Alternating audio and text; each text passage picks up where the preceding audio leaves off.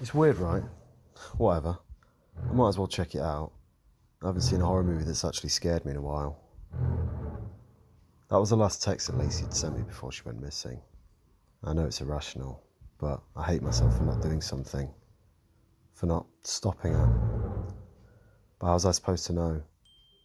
How could I have anticipated that anything was going to happen after? The film, or whatever the hell it is, made its way into our small town like a plague only a few days ago. 12 people bought tickets for it, and 12 people are now missing. Among them was Lacey, my girlfriend of over 2 years. And at the risk of sounding like that guy, our future was looking nothing but promising. We have plans. Well, we did. Until Mr. fucking Blank showed up. This is no way near a conventional missing persons case, of course. The rabbit hole goes way deeper here. And honestly, the details simply don't make any sense. From what I managed to dig up, this is a general timeline of what happened. An option to buy the tickets for the film shows up at one of 3 theatres in our town, which is about a 20-minute walk from my house. Only that one. And it wasn't available online. Only at the front counter of the theatre itself. It wasn't supposed to be in regular rotation also. None of the employees at the theatre were informed about the special screening. They simply came in and saw that it had been replaced at 5:30pm slot for a pre-existing film. They didn't question it because why would they? The first and only screening was at 5:30pm on that day. The theatre wasn't the busiest, but it wasn't empty either. Of course, most people opted to skip it, given the lack of any information regarding the film. With that being said, the only people who bought tickets were younger, likely curious about the odd title. The film lasted about 1 hour and 10 minutes, with all the previews and credits considered. Pretty short for a feature, huh? And at 6:40pm, an employee entered the theatre for clean-up duty. And what he found were rows and rows of empty seats, with drink cups still in the holders and popcorn littered all over the floors.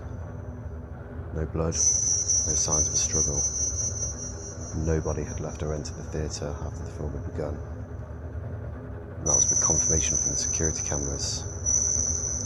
The theatre itself had no cameras inside, so that part remains a mystery. The screen allegedly consisted of nothing but dark static.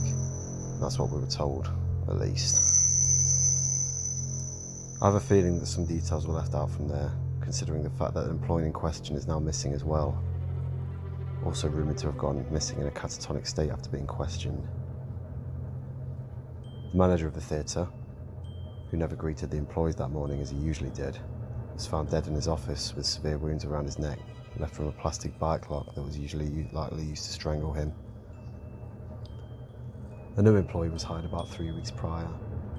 The other employees described him as a quiet but nice guy. He was working the day of the incident, and you guessed it, he's also missing. And he was also suspect number 1 in the investigation.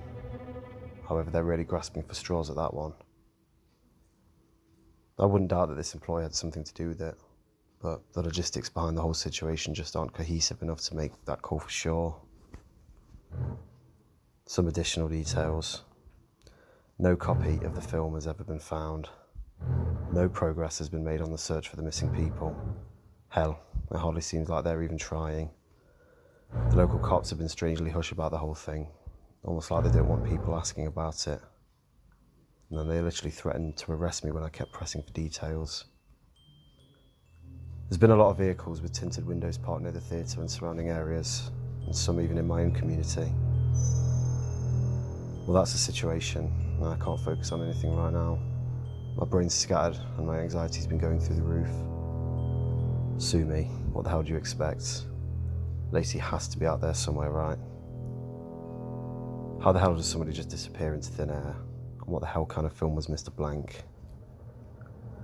Christ, I'm getting a headache just thinking about my initial grief. It's been replaced more so by confusion and anger at this point.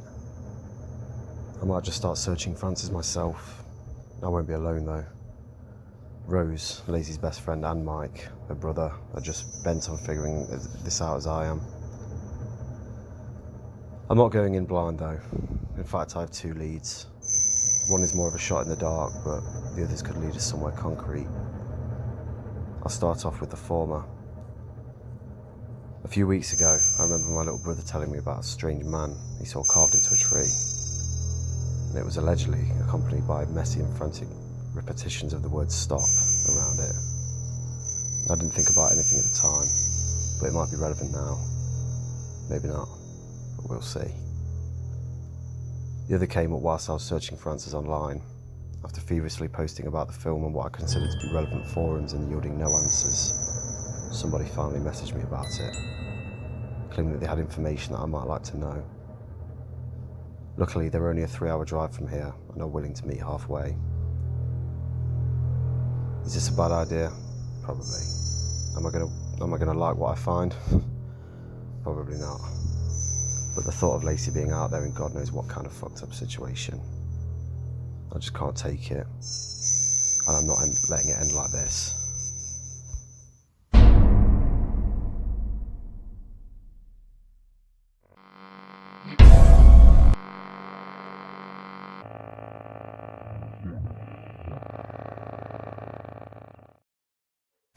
I wanted to share one of my most scariest experiences in my life. I've told this to family and friends, and I'm always given a skeptical look, or it brings chills to their spine. It sounds far-fetched, but honestly, it was as real as it can get for me. And that's all that matters. I was around 10 or 11 at the time, and I was in my old hometown in Millmont, Pennsylvania. It was after school, and I just spent a few hours gaming on the first floor living room. It was only me and my older brother home at the time, since my parents worked second shift until around 11 p.m. It was around 7 or 8 p.m. when I began to crave one of my most favourite snacks. And I walked in the kitchen and opened some blueberry Pop-Tarts and sat down at the kitchen table. I was facing away from the living room at the end table. Now I need to explain the layout just so you better understand. Before entering the kitchen, there is a small archway with no door, and it leads straight from the kitchen to the living room, extending to around 2 feet of open space either side of the archway. From the living room continuing straight, there is a staircase to the left facing away from the kitchen view. I was mid-bite of my Pop-Tart when all of a sudden I began feeling what I can only describe as a dread mixed with a feeling of being watched. I kind of shook it off because of it being so random. It made no sense as to why I felt that way, so I just kept eating. I was a few more small bites in when the feeling intensified and only had a gut instinct to turn around. Then I decided to do so when I should have not. And I'm going to do my best to try and describe the finite details of what I saw. When I turned around, I was immediately focused on three-fourths of the face peeking out completely sideways on the right side of the archway. Now this face was completely solid, not transparent at least. And it was the face of my older brother, Jonathan. His eyes were open wide, unblinking, and staring directly into my own. His face had an absolute sinister smile, an ear-to-ear smile that was almost too stretched out to be normal. My brother's skin was normally pale, but this face was an extremely pale face, being a few shades lighter. Almost like a slightly cream porcelain. The face's eyes were the same colour as John, being bright blue, but it seemed almost glossy. It made no noise or never attempted to speak. It just stared at me, unmoving. Now I have a condition where I get heart palpitations from a murmur I've had since birth. If I'm surprised or get excited too quickly, I get several quick palpitations at once, and I've had it for as long as I can remember. When I suddenly saw that face, I had to clutch my chest as an immense immediate fear, and surprise caused my heart to palpitate several times. I also got a huge lump in my throat, and I couldn't scream or yell. I just stared widely back in paralysed horror. What was around 5 seconds felt more like an eternity. The face then pulled back behind the archway at an angle you wouldn't think possible. For a few seconds I was terrified, but then I just began to, try to rationally think what I just saw in an attempt to pull myself back down to earth. In my own mind, I knew it was my brother. It's just his features were a bit oblong, and that smile was more sinister than everything I've ever seen before. I was already used to him pranking me on a weekly basis, so I convinced myself that it was just another one of his stupid pranks. I thought to myself that I can also, sneak to the archway myself and scare him back, since he didn't walk back to the living room. So I knew he was just hiding on the right side of the archway. So I slowly and silently got up from the chair and sneaked my way to the right side of the archway from the kitchen. I reached the edge of it, waited a few seconds, and then jumped out and yelled, "Boo!" However, to my confusion, there was nothing there. There was no way that my brother could have moved from that position without me seeing, at least part of him. I still had visible access to the rest of the living room and the kitchen, and I was in shock, confusion, and all of a sudden I hear a quick walking coming from the staircase to the left side of the living room. I slowly turned towards the staircase and looked up at the side of my older brother staring back at me with a confused expression. "Dude, who the hell are you yelling at?" my brother said as he peeked over the stair rail at me, and he was 13 at the time. I was in just utter shock. I tried to make out words, but I just couldn't. My lip was only quivering. I instead just turned back around and went back into the kitchen and sat down at the kitchen table again, just staring into my Pop-Tarts for about a minute or two. My brother came down the stairs and into the kitchen and saw the blank look on my face and pressed on his question. I told him everything, and somehow he believed me. Maybe due to the fear and panic I had when he first saw my face. I was researching online as to what, I could have possibly seen. And I've only been pointed to what is known as a doppelganger. But I saw that they were an exact copy of a living person. That thing was very close to being exact, but was not 100%. I would say 90% at best. Also, my research showed me that they're not sinister or evil, but can be a sign of bad luck. But I swear the only feeling I got off it was dread and a sense of sinister evil. And I never saw it again after that day.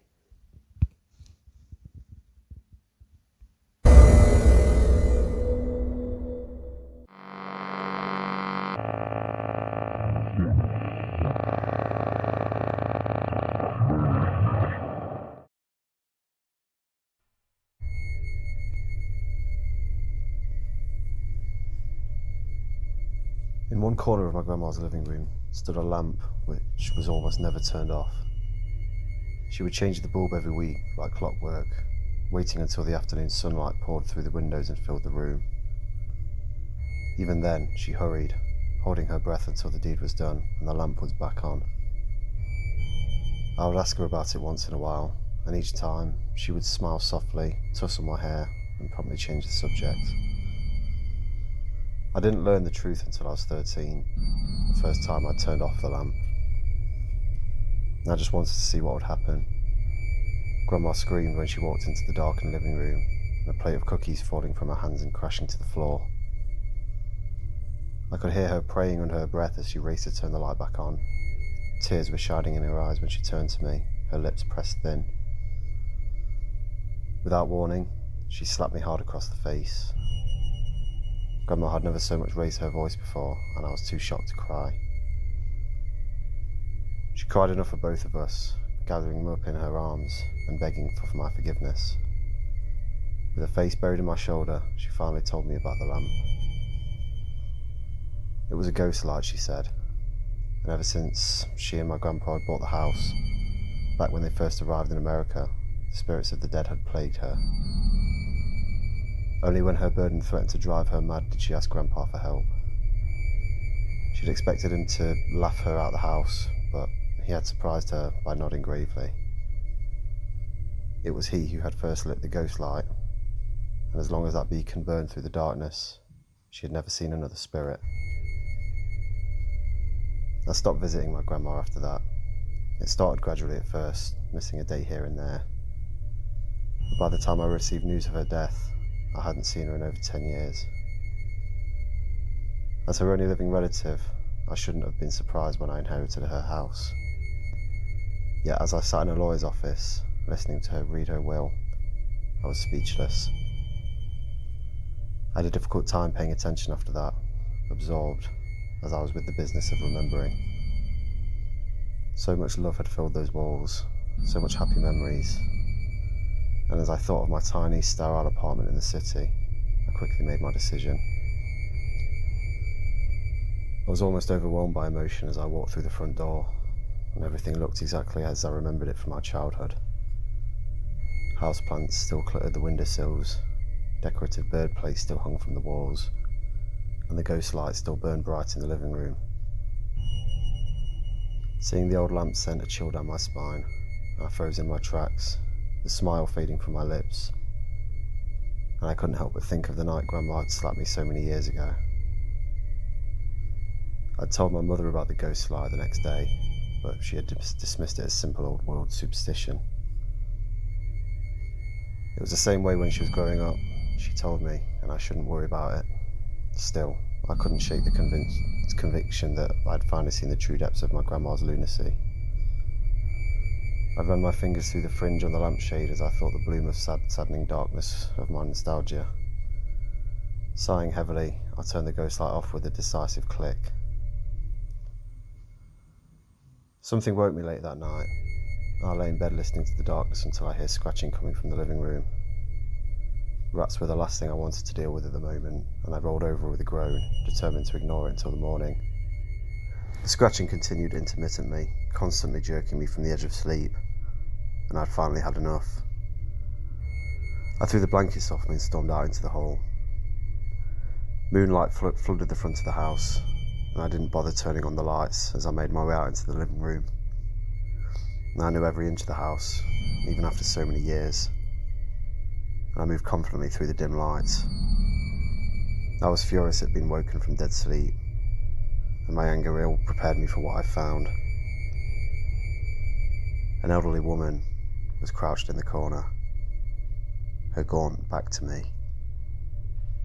She was scratching at the floor where the walls met, stopping every few minutes to cock her head. A gnarl of dread unfurled in the pit of my stomach. I had no idea how this woman had gotten into my house, and thought it was obvious she needed help. It took me some time to summon the courage to approach her. My hand shook as I reached out to gently squeeze her shoulder. I meant to ask her where she lived, who her caretaker was, but the words were driven from my mind when she turned and I saw her face. Her eyes were solid black, bottomless pits that didn't reflect the moonlight.